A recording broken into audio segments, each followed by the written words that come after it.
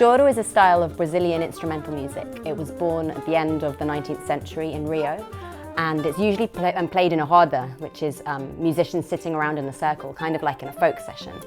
It's very, very lively. There's a lot of interplay between different musicians, you know, sharing out the melody, and it's a lot of fun to play. I've always seen Choro as like this, like if samba and ragtime had a baby, and you end up with this sort of like super playful melodies from the ragtime tradition, but like over really groovy Brazilian stuff. I found Brazilian music originally as a percussionist, and I started playing samba. And then after I'd actually with Andrew, we were playing samba years ago, and actually with you before we played it together in Alvorada as well, right? And yeah, I kind of worked my way through the percussion instruments and thought, what else can I learn? So I had a guy, I picked up a Cavaquinho, and once I was playing that, it's just like, right, what other music can I play on this? And ended up finding Choro as a result of that. So yeah, I came in kind of via a different instrument. I think that was kind of similar for me because I was learning to play percussion a bit, but my primary instrument is woodwinds, clarinet and saxophone. So I wanted to find something where I could kind of transfer those skills, and yeah, Choro was the way into that. Yeah.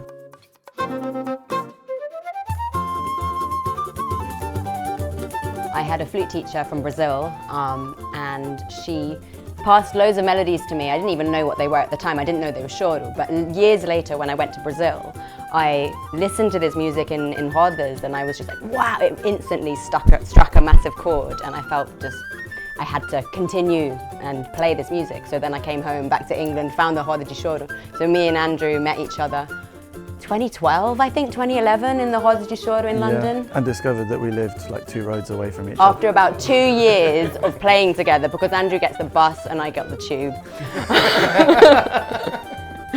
I'm from the northeast of Brazil, and I mean I grew up mostly in the tradition of songs.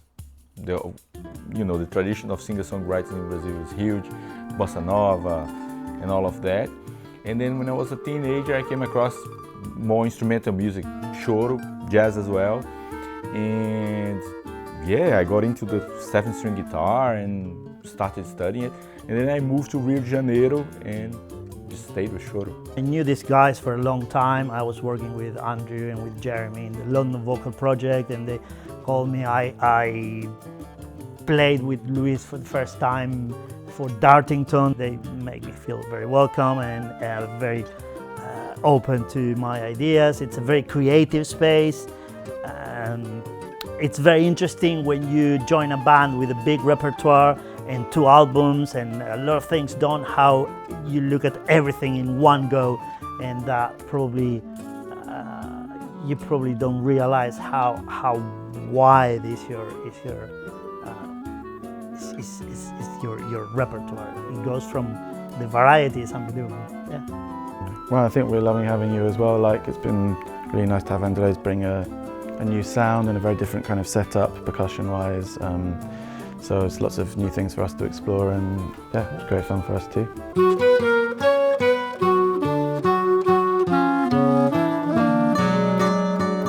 Since our last album, things developed in a natural way. I think both all of us individually and also as a group, we sort of matured as musicians, and obviously we are always, learning and searching for new ways of arranging and composing and carrying on in the same direction, but just getting better, I suppose. And Luis has been doing lots of studying of arrangement, like really, really deep, intricate arrangement, and he's brought that to the table for quite a few tunes, like in Não Me Fales de Saudade and a few others. It's much more deep, I think, than our first album. It's really experimenting with different sounds, different harmonies.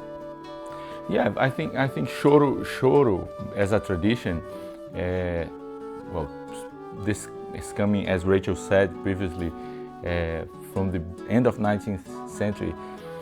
The music evolves, and we are an international band that is kind of based in London, soaking up all sorts of influences. So the result is bound to be, infused with all those influences. I think it's fair to say as well, this album is, compared to the first one, which was more of a maybe straight ahead choro album, this one we've got a lot more variety rhythmically, sounds from across Brazil. There's baião, there's ixixá, even other things, bits of jazz styles, bits of tango things. So it's kind of more varied rhythmically and stylistically, all within the kind of bracket of choro. Yeah, I feel like as composers we've learned from each other as well. Like when I look back at the first album, First Light, your tunes really feel like you, and my tunes really feel like me and Luiz's. You know, it feels like we're us as composers. And when I listen to the Faz Tempo stuff, there's just, you can tell that there's been a bit of like learning from each other. My stuff sounds a little bit more like you, a little bit more like Luiz. Do you know what I mean?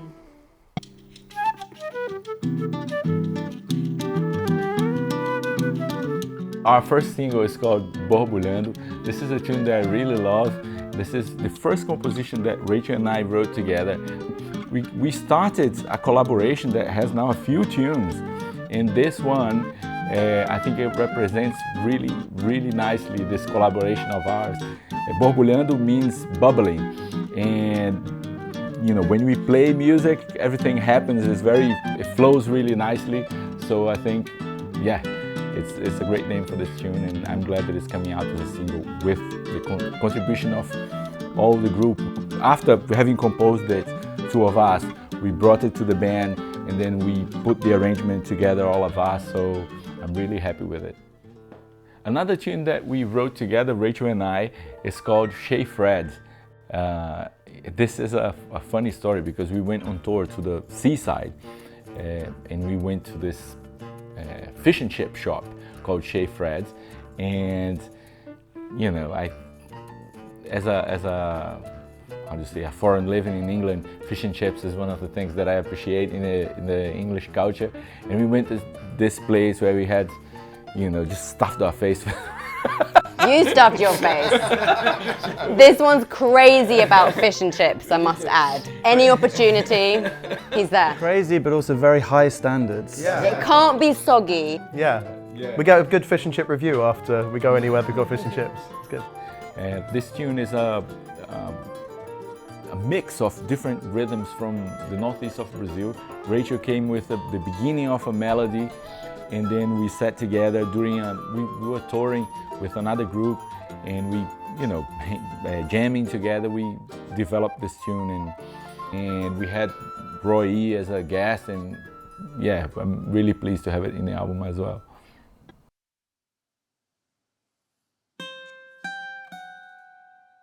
So Gina was my mum, and she died when I was quite young. But I wasn't really thinking about her when I wrote the tune. I was it was a long time ago, I was sitting at a piano, just sort of experimenting. And this tune just kind of came to me. And within a few hours, I kind of had half of it, and I woke up the next morning and the other half just kind of came, and then it was done. It was like one of the easiest compositions I've ever written. And I still wasn't really thinking about my mum at this point. But then as I sort of played it, you play it a few times to let it settle and be like, is this definitely the thing I want to write? Is it finished? And I just started to feel all this, like the real bittersweetness that's in it, and the sort of the loss and the aloneness that's part of the melody that's, you know, that feels like that. And I realized I'd kind of written my feelings towards my mum, and then it had a name. And it's the last track on the album. I think it's like a really powerful end. In the last 3 notes on it,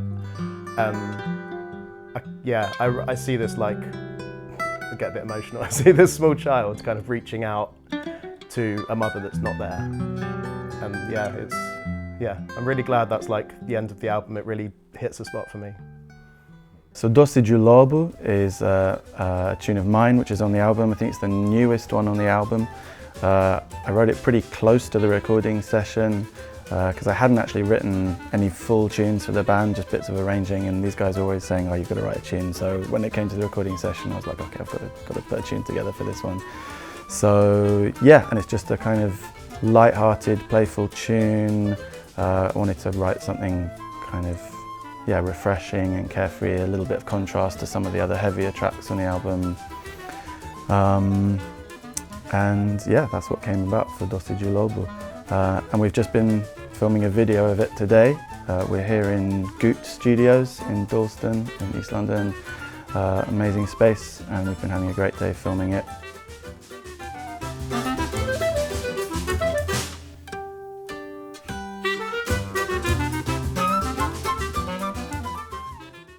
We are very fortunate to have some amazing guests playing in this album. We have a pianist and accordionist called Vitor Gonçalves. He's an absolutely amazing musician who has played with, you know, Hermeto Pascoal, Maria Bethânia, some amazing people in Brazil. And now he lives in New York. Rachel has met him in the States. And yeah, we're lucky to have him as a guest playing accordion in a xote, which is music from the northeast of Brazil. It's been absolutely amazing to have him. Talking about Vitor, I just remembered this thing basically. So when we were editing the album, it was me and David Clements who did the recording and the editing of the album, like sitting in a room for hours and hours and hours on end editing this. And when we got Vitor's solos on Vinda Boa, like we knew they were great, but like we put them on and David was hearing them for the first time. And he like properly jumped out of his seat at one point because there's a part in it that's in the final album where he plays he's playing a melody on like the piano side of the accordion and then also playing a melody on the bass side, like he's playing his own counterpoint. And David just kind of was like, "There's two of him. What's going on?" And like, it's like, "Is there another track playing somewhere?" It's like it's just Vitor being amazing. And we've also got Rui Bencira, who plays the piano in Shaverin. And Rui is somebody who he's from Israel and he has really heavily researched the spread of choro throughout the whole world. He's amazing, he's toured around. And we invited him for our first album launch to play the piano and then thought it would be a great idea because he played it so well, so to bring him back for this album. So the name Alvorada, I think it came for us originally from a song. We were trying out various ideas for names of the band, including taking the name from like an existing piece of music, and one idea that came up was Alvorada, which is a samba, famous samba by Catola. Alvorada, lá no morro, que beleza. So, and also it's a choro by Jaco do Bandolim as well. So we just kind of liked the sound of the word, had a nice ring to it for a band name, and the meaning as well, that the translation of Alvorada is dawn or daybreak. And I think that felt like a nice thing for a new group, a new project, a new musical start for us. So we kind of went with it. And then also, coincidentally, Jeremy already had a tune written that he wanted to play with the group called First Light. So that was a kind of nice tie-in as well. And that eventually became the name of our first album as a title track. So yeah, that's how we got to Alvorada. We had a few bad name contenders. One of them was Chorando na chuva, which means crying or playing choro in the rain. And we really liked that as, you know, a British band, but I don't think it had the same ring. I think one of my favourite Alvorada moments that we had was when we played at Woodburner, which is an amazing music night in North London, East London. Outdoor event runs every summer. The band is on a beautiful stage which is set up and the audience sit on the lawn of the kind of hill outside, very kind of relaxed. If the weather's nice, it's the most beautiful setting to play a gig. We were playing there, but the weather forecast had not been that great, and so we'd started off playing. It was maybe already 9:30, 10 at night, and we were playing, and in the distance we could see the encroaching thunderstorm. The sky getting darker and darker, lightning flashes getting closer and closer. We knew it was going to come, and yeah, midway through our set, the heavens opened and torrential rain arrived. And I think I thought to myself, like in that moment, either we stop now, this set is over, or what I said was to everybody in the audience, just come on stage, guys. And the whole audience invaded the stage, and it went from being a very kind of like fairly formal concert setting with a band on stage and the audience all politely sitting and listening, to us being surrounded by 50, 60 more people, I don't remember, all very close, and it turned into just a jam session, everybody dancing on stage while the rain continued to sort of fall all around us. So I think it was very magical. It certainly felt like Brazil. Like that's what it's like in Brazil if you're in a roda de samba or a roda de choro. Like out on the street, everyone crowding in, the audience and the band are kind of all one. Yeah, it was a lot of fun.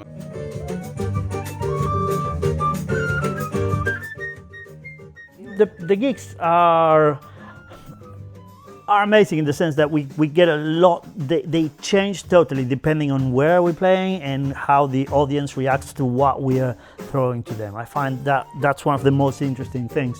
We rehearse and we get things set, but then if we feel that we're not throwing enough energy at them, we try to bring the dynamic up, and then or if we are going over the top, we calm down a bit. If the crowd is going crazy and we feel for our safety, we